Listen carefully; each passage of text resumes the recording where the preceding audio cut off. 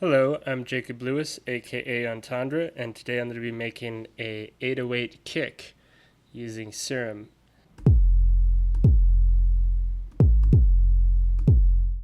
So without further ado, let's get started. First off, I have the init patch. You just get that by going here to init preset. So it's just a saw wave. It sounds like this. Now, if I go to basic shapes, this is a basic sine wave, so it's going to be just the fundamental harmonic. If I click here, you can see it's just this one note and it sounds like this. So it's just a real low sub bass. You can alternatively use the analog BD sine. And if you send up the harmonics here, you can see there's a little bit more going on, which is one of the keys to a good 808 kick, is you want a little bit going on in the harmonic spectrum above just the fundamental. That way you can hear it on smaller speakers, and you want to maintain that strength of the sub, but you do want to add a little bit of harmonic just to make it jump out, stand out more. So that's really the trick to it. There's unlimited ways to do it. There's no real right way. You can add grit a lot of different ways. Layering. We're going to give the kick some more punch by dragging envelope 2 onto chorus. I'm going to hold option and shift and click. So now it's just unidirectional instead of bidirectional. And now if I play a note, I'm going to drag this down and then play a note. So we get that pitching down effect. If you go to the matrix, you can adjust how many notes. If you double click, you can type 12 ST. So now it's just one octave instead of two. And so now if I hit a note, I like to use F, as it's one of the lowest notes you can hit on the keyboard in those lower ranges and still hear it. If you start to go below that, the note tends to disappear more and more, but F's still good and strong. So now if I turn down this decay, I'm going to turn down the attack too, because I just want it to start at full pitch. Now on the volume envelope, I want to give it a little bit of attack to eliminate any clicking. So there's two ways to give your kick punch. You can do what I'm doing and give it a pitch drop, or you can layer another kick drum on top of the 808. It really just depends on the kind of effect you're going for. But in this example, we're just going to use this pitch drop. However, I could also load in some noise. There's kicks here. If I want to give it some attack, I can set it to restart. So you can get some attack that way. Sounds alright. I'll leave it for now. Turn it way down.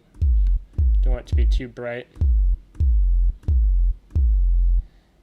I'm going to turn down this decay a little bit more. Just a real quick attack. So you can have your 808 ring out by turning up the release.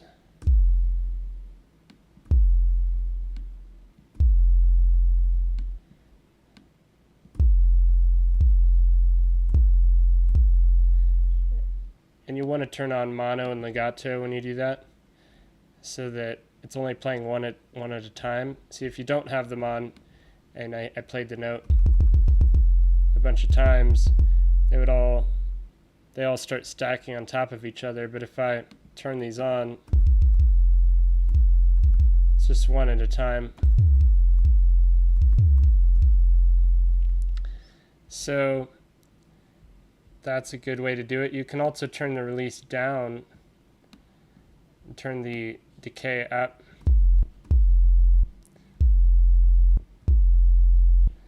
This is a good way if you want to have 808s where you have the volume suddenly cut out, but you just have to hold the notes as long as you want it to play. Then it can be good for getting it in time with your snares and doing some pitch bendy stuff. You can also turn down the sustain so it'll go down a little bit over the course of the note.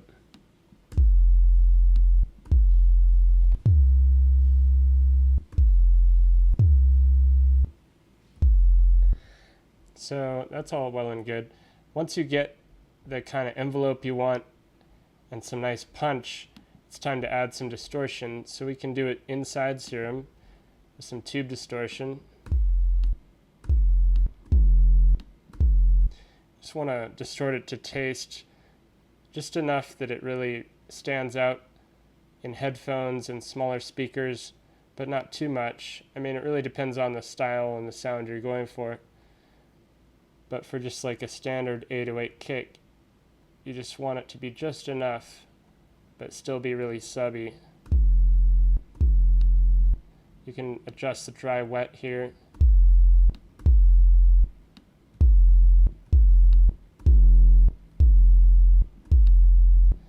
And you want to test this on various speakers to see what works. You know, try it on your laptop speakers, or try it in headphones, try it in the car.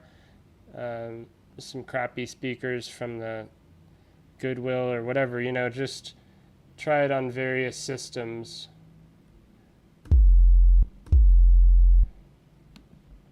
If you want to add some bend, you can turn up the portamento, and if you have always on, then it will always bend between the two notes. Like if I hit a low C and then bend it.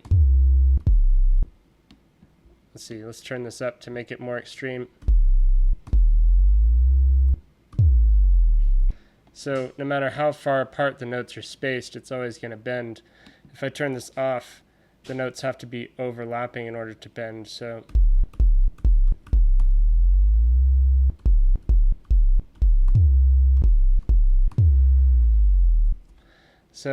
it's really up to you whether you have always on or not. But as long as you have mono and legato and you turn up this portamento, you can get some cool bends. And yeah, so that's your basic sound there. You can also use external distortion, like if I wanted to throw on trash, I can get some multi-band distortion. So in that case, I would turn this one off and use the clean signal for the low band. You turn on multi-band here, so I just leave it clean for the low band, and then for the mids, you can try various distortions and see what sounds best to your ear. But tape saturation is pretty nice. You can also use like a smooth overdrive or tube. So for this example, I'm just going to use the tape saturation, and that sounds like this. And then here's without, here's with it. Just adds a little bit of clarity. Then in the higher range, you can get real gritty too. So we could throw on a tube,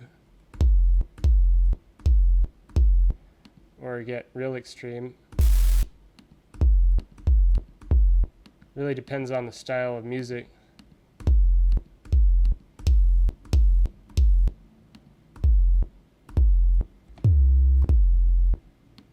And I might go back into Serum and add a little bit of release to envelope 1,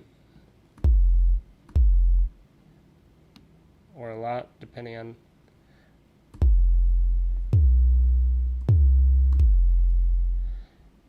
You can also have some subs that, or some 808s that have a slower pitch decay, like You might want to turn up the release.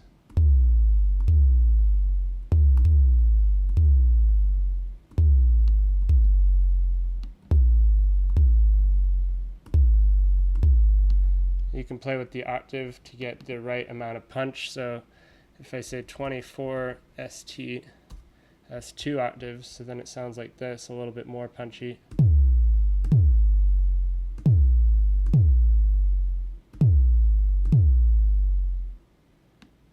Turn down the decay to make it faster.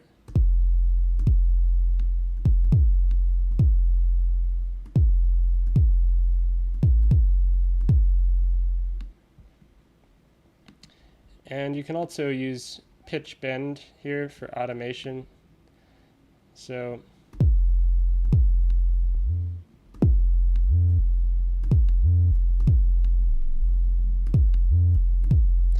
it's all about timing with that. Once you have your basic bass line, then you can start to build on it with variations and cool pitch bends. So that's the basic idea. You just want to get a nice clean sub and start changing the characteristics of it using, we could even move this wavetable to get different positions of this analog sine. Just changing the harmonics using distortion and different, you could use additive synthesis, adding some punch with some pitch bend or some layered kick drum on top. And you can also use a different waveform and filter it out, so that would sound something like this. If we went to basic shapes, we could choose a square wave, and then it sounds like this. Really extreme, but if we filter it out, we can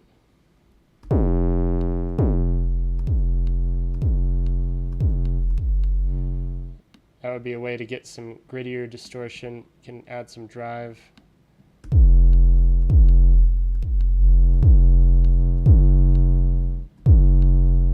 So really depends on the type of 808 you're going for, but the basic one's usually using a sine wave. You can filter that too once you get enough harmonics layered on it. You can start to filter them out. You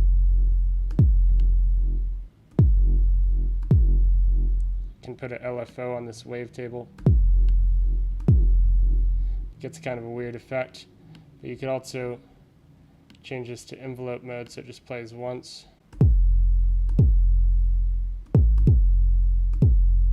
Give it a little bit of movement.